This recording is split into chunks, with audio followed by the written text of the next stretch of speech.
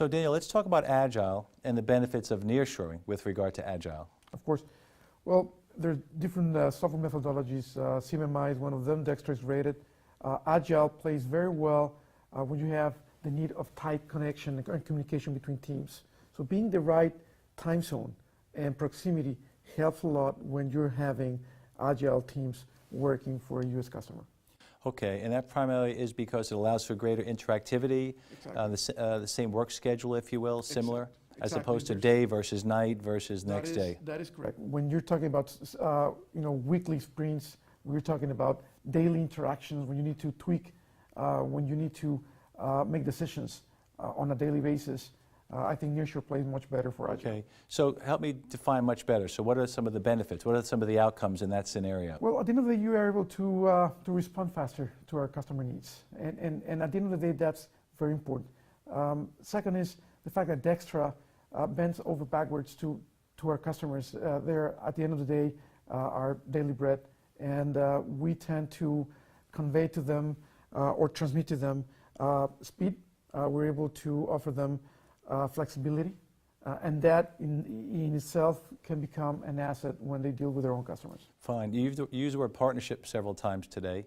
How would you describe how a partnership model plays out with your customers?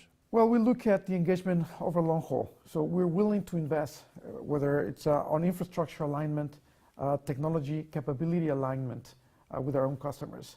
So we end up building that relationship over time, reducing risks, aligning our service capabilities and metrics to what is expected, and that takes some time. Okay, so we talked earlier today about risk mitigation is something that's on the mind of all buyers these days.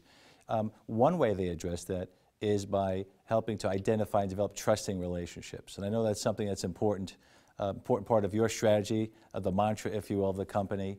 Can you talk to the trust factor?